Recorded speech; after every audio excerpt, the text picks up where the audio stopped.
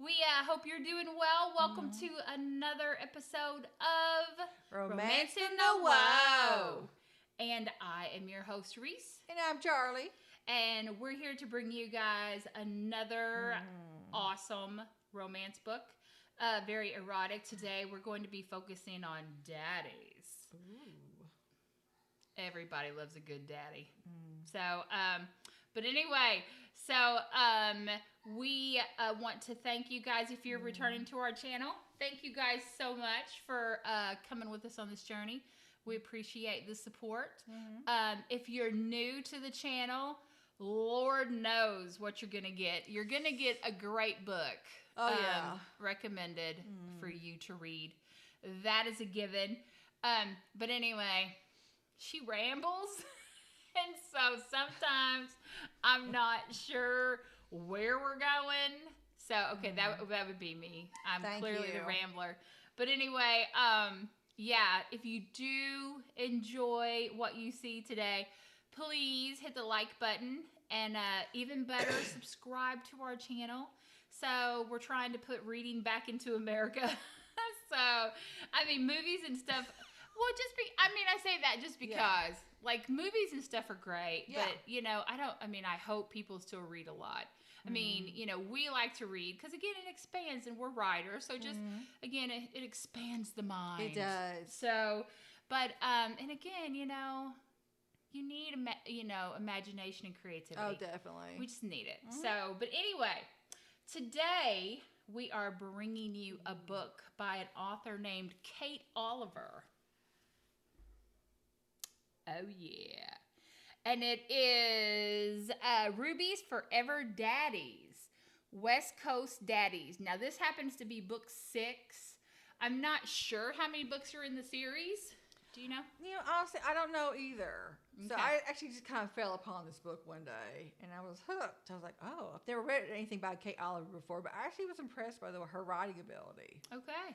So again, we've got another daddy's book. We've kind of been jumping all over the place, but part of that is because we have been getting great, input from you guys, from authors who are like, hey, check out our book.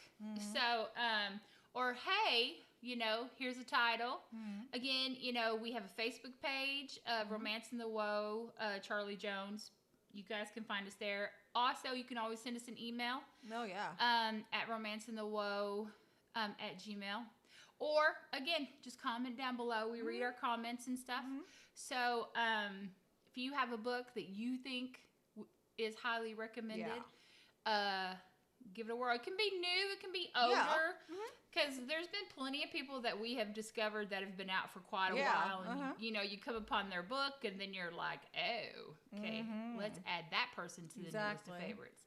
So, but anyway, so I'm going to let my partner in crime, my pick, I'm going to let her, get it, partner in crime, my pick.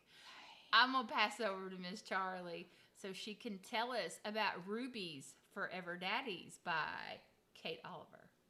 Okay, so Miss Ruby is a young woman who is basically kind of like the black sheep in her family. Her parents have always been kind of embarrassed of her. They've called her weird. She's kind of curvier, so they consider her to be fat. They think she's odd, so they've hidden her away. Like, she's been homeschooled. When she went to college, it was online. They're a wealthy family, but it's kind of like, again, she's a black sheep of the family, so they don't really want people to meet her, or because they would look bad if they had a daughter like Ruby. And, because of this, Ruby's been damaged. And I'm sure you understand, with your clients and everything, that for her, she feels like no one could ever really love her or like her. So if someone says, I want to see you again, to her, like, they're not saying that. They're making fun of me. Everything that someone says is opposite to her. So what happens is she knows that she's a little. Now, this is age play romance with daddies and littles. So she hears about that there's a club. Now, you have to have an application. You have to be able to be approved even to be allowed in this club. And it's where daddies and littles get together and meet. And it doesn't mean sex. It just mean you meet. You could interact with other littles, other daddies. You could just play.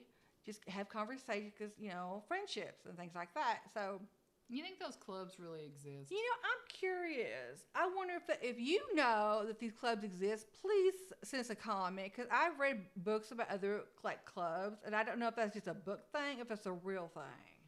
We're originally from a seriously small town, so it didn't even have a stoplight in the town. No. I mean, it's just you blink and it's gone. Yeah. So I mean, of course, there was a lot of dirty stuff going on behind closed doors, but people didn't advertise like a club or something like that. Yeah. So I mean, I know in the bigger cities, well, they didn't. I'm sorry. I'm just trying to think of that town. A daddy little club. That would be. Maybe that's what the high school was really for. Okay. Okay, let's move on from that conversation. Okay, so anyway, I imagine in big cities, I mean, our biggest city would be Louisville. Mm-hmm. So, not that I'm aware, but then of course I don't know a lot of people who are into the daddy, age play. the age play stuff. Yeah. But imagine in California, New York. Probably, but if you're aware of it, it's a real thing. Just comment, because I actually would be curious to know the answer to that, because I think that actually would be kind of smart, because that obviously is a big thing. Because I've read a lot of books lately about the whole daddy and littles. Of course, there's also mommies and littles, because of course there are some male littles as well as female littles, and there's some mommies, and there's daddies. So I'm just curious to know if that's actually like a real they actually have clubs. Yeah. So. And as always, if you're a consenting adult, you do you, boo. Yeah, exactly. We don't judge. Yeah. So anyway, Ruby decides she's going to go to this club. She's in Peru. When she goes there, Zane and Jace are the two owners. Now, these are ex-military men, and they're also, of course, been looking for their little. They can never find someone who wants to say permanent, because they want a permanent little who's going to be with them for the rest of their lives. They found people who want to play with both of them, but not really commit to a long-term relationship. So what happens is they start hearing that there's commotion going on in one of the rooms, because the way these clubs are set up, there's different rooms set up for different things. You can do scenes, or you can just go there and there might be a dollhouse, there might just color there, or just various rooms. So when they go there, of course, what's happening is Ruby is having a fit because she wants to play by herself. Another little one to play with her, and she's like, "No, you can't play with me," because her little is a brat basically. Okay, clearly. Well, she has never had a friend, because again, to her, no one wouldn't be her friend, because she's a weirdo. So of course they come along and they make her go to their office, and she gets a spanking and she gets a timeout, and she likes it. But again, she's thinking, what? Yeah. But again, there's these two buff military men, and they're gorgeous, and she's thinking, there's no way these guys are interested in me. I'm just a fat weirdo. But they are very interested in her. Now, Jace is the more tender one, where Zane is kind of like the tougher one, but Zane also is the one who's like, okay, I want her now. Not sexually, just I want her. I want to be her daddy. I want her to be my little. Let's just take her, bring her home, and let's just start this. So anyway, it's really kind of adorable the way she is with them, because of course she's bratty and everything and being very naughty. And they want to go ahead and like I said, Zane wants to take her home and everything, but for her it's too soon. She has to do it slowly. She has a lot of issues because the emotional abuse of her parents' rejection has really kind of stunted her. And I think for her, that's kind of the reason why she really likes being the little, because she never had a childhood. Mm-hmm. She never had the nurturing. So to have two men finally come into your life, and they're all about you and making sure that you've eaten, you sleep, because she has issues with eating and sleeping. She has issues just with everything. She panics about just any little thing, because again, she's been judged her whole life. So to suddenly have these two men who are like, oh my God, you're beautiful. I love your hair. I love the way you dress. They're not mocking her, because both of her parents mocked her. And for example, she has a peanut allergy. Her parents forget she has a peanut allergy. And there's a scene where they literally make food with peanuts on it. She eats it and has a reaction. And they actually literally yell at her because how are they supposed to be able to remember she has a peanut allergy? Well, they've only got one child. You can't remember your one child has a peanut allergy. Yeah, it's pretty rough. Seriously? And of course, the men come in and they take care of her and she's, taken care of. But my point is, this actually was one of those books where at the very beginning I kind of struggled with the book because I thought, I really don't like Ruby. But the more I read the book and I understood where she was coming from, because I understood, okay, the rejection from her family, she never had friends. She doesn't have any other family. So her only, relationships were with two people who constantly beat her down. Constantly, everything was wrong. I mean, everything she did, the way she walked even, everything was wrong. Mm-hmm. So for her, she did not know how it was to have a relationship. So to go into like a club and someone even want to play at a playhouse with her, that was be too much. Because wait a second, you don't want to be here. You're going to yell at me. You're going to say comments about me. So for her, a lot of psychological abuse. Exactly. So as this book, I think, went on, I started understanding her. I really started liking Ruby and really rooting for her and really kind of sympathizing with her because she's this really kind of wounded creature. And the way the men come in, and the way the men come in, they really like nurture her, and they do it gently. They don't come in like rah. They take it gently with her because you'd have to. She's this wounded creature. You have to be very careful and gentle with her. And the reassurance of, yes, you're beautiful. Yes, we love you. Yes, you're wonderful. You have to reprogram. Yeah, that's a good point. And that's pretty much what has to happen with her. And she understands that, okay, she doesn't need her parents. And, she has these two wonderful men, and they're there for her. And she can make friends because she starts making friends, which for her is a big deal. And it's a beautiful story. I read a lot of age play books, but this actually was probably the most beautiful and well-written book I've ever read, sorry. Because it's just like you go, oh my God, you just really root for them. Oh, it's okay. You can do this. And you really root for her. She's a wonderful character. So if you start reading the book and think, oh gosh, she's a brat, I don't like her, give her a couple more chapters and you'll get her and you'll understand her. And she's just so cute with the guys. Like she calls Zane Zaddy for Zane and Daddy, which I think is so cute. And he doesn't get it at first, so it makes it even funnier. But it's a really cute book. Really very romantic and sweet. And I really highly recommend Kate Oliver. Because I'm definitely going to read more of her books to see where the other ones go. Because I kind of jumped into book 6. I kind of found it by accident actually one day. So I'm hooked now. So I'm gonna have to go back to book 1 now. So okay. So on the, it really kind of sounds more psychological based. Which let's be honest. I think people who are into any type of role play or age played, probably some emotional abuse that has gone on at some point in their life. Hence the whole stunted growth. You kind of trapped at like that 6-year-old. Kind of like mentally type thing. Seems to be a thread with that, yeah. There's always something. Yeah. So, could be physical abuse, could be sexual, but I'd say probably majority of the time it's definitely mental or emotional abuse. So, which is probably the worst abuse. Well, yeah. Yeah. Because it is the worst abuse because like the whole adage, bruises heal.